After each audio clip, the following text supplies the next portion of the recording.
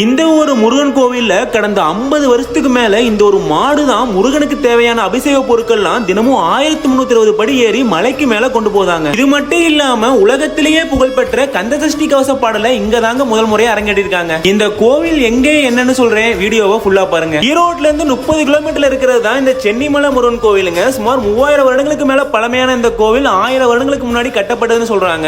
இங்க 1984 2 மாடு பூட்டிய மாட்டு வண்டி தானாகவே இந்த சென்னிமலை முருகனை பார்க்க படி வழியா மலைக்கு மேல வந்திருக்குங்க. அதிசயம் இங்க நடந்தனால அப்பல இருந்து இப்ப வரைக்குமே முருகனுக்கு தேவையான அபிஷேக பொருட்களை இந்த மாடு தான் தினமும் காலைல மேல கொண்டு போகுதான். அதே மாதிரி எல்லா முருகன் கோவிலையும் நவகிரகங்கள் 9 இருக்குங்க. ஆனா இந்த கோவில்ல 8 மட்டும் தான் இருக்கும். ஏன்னா செவ்வாய் கிரகமா இங்க முருகனை காட்சி தரனால இங்க வர பக்தர்களுக்கு செவ்வாய் தோசை நீங்கன்னு சொல்றாங்க. இப்படி பல சிறப்புகள் வாய்ந்த சென்னிமலை முருகன் கோயிலுக்கு நீங்க வரணும்னா படி வழியா வரலாம், இல்ல வாகனங்கள் மூலமா வரலாங்க. நீங்க இந்த கோயிலுக்கு ஆல்ரெடி போயிருந்தீங்கன்னா கமெண்ட்ல சொல்லுங்க, இல்லைன்னா கண்டிப்பா ஒரு முறையாவது போயிட்டு வாங்க.